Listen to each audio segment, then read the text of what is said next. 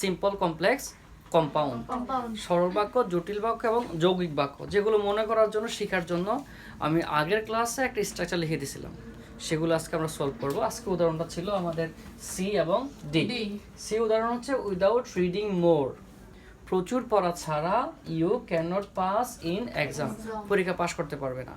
আমরা sir without plus bar plus ing দেখে বুঝে ফেলছি এটা আমাদের এটা সিম্পলে আছে, তাহলে আমাদের কমপ্লেক্স করতে হবে এবং কম্পাউন্ড করতে হবে।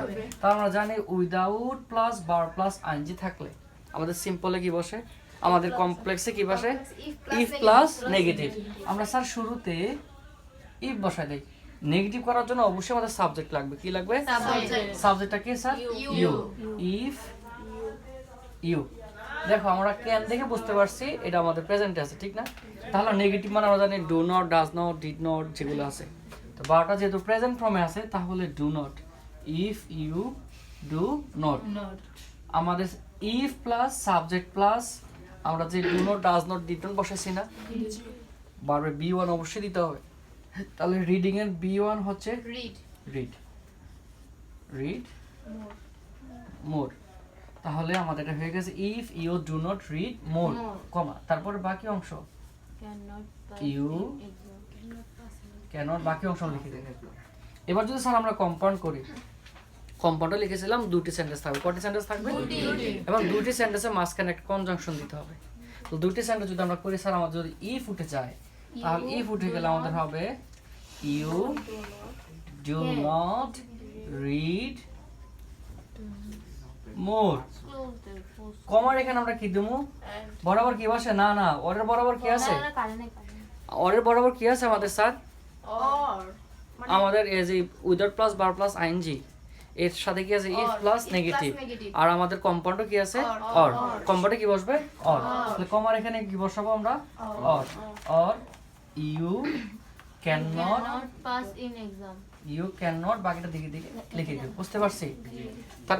তারপরে উদাহরণটা দেখি স্যার। তারপরে উদাহরণটা তোমরা বুঝতে পারতেছো তো? তুলতেছো? তুইলো না, এখন বোঝার কথা বলছি, তুইলো না। তারপরে দেখছি Aditya is too weak, Aditya এতই দুর্বল যে টু ওয়াক, হাঁটতে পারতেছে না, ঠিক আছে, কিন্তু অত দিয়ে ঠিকই ঘুরতে যাচ্ছে। তাই দেখি আদে আমাদের টু ডট ডট টু, তাহলে কি বসে স্যার কমপ্লেক্সে? So dot dot that. তাহলে আমরা স্যার এজি আমরা আদিত্য লিখে দিই। আদিত্য ইজ টু এর জায়গায় কি লাগবো? সো। এই ডট ডটটা একটা কথা বলছিলাম না, ডট ডট ডট ডট বলছিলাম না স্যার? এই টু এর পরে যে ওয়ার্ডটা থাকে এখানে বসাই দেব।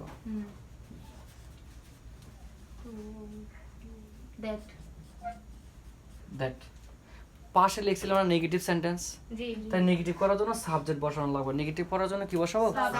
এবার দেখো সাবজেক্টে কি আছে? আদিত্য না? আদিত্য ছেলে না মেয়ে? ধন্যবাদ। কে রে মেয়ে? আচ্ছা, তাহলে ছেলে, ছেলে হলে কি বসবে রে? হি। নেগেটিভ সেন্টেন্স আমাদের বারোটা প্রেজেন্টে আছে, এজন্য হি ক্যান নট ওয়াক। এরপর যদি কম্পাউন্ড করি তাহলে আমাদের যে সো দ্যাট উঠে যাবে না স্যার? জি। সো দ্যাট উঠে যাবে না? জি। তো সো দ্যাট থেকে কি বসবে? বেরি ডট ডট এন্ড। তাহলে আমরা লিখতে পারি আদিত্য ইজ, সো এর জায়গা হবে বেরি উইক এন্ড হি ক্যানট বাকি অংশ। বুঝতে পারছি আমরা? দুইটা সেন্টেন্স কিন্তু আমরা, তার মানে সিম্পলে কিন্তু একটা সাবজেক্ট, একটা ভার্ব, একটা অবজেক্ট থাকবে। আর আমাদের যে কম্পাউন্ড আছে দুইটা সেন্টেন্স হবে, সেখানে কনজাংশন যোগ করতে হবে। আমরা বুঝতে পারছি? যেটাই হোক বন্ধ করো।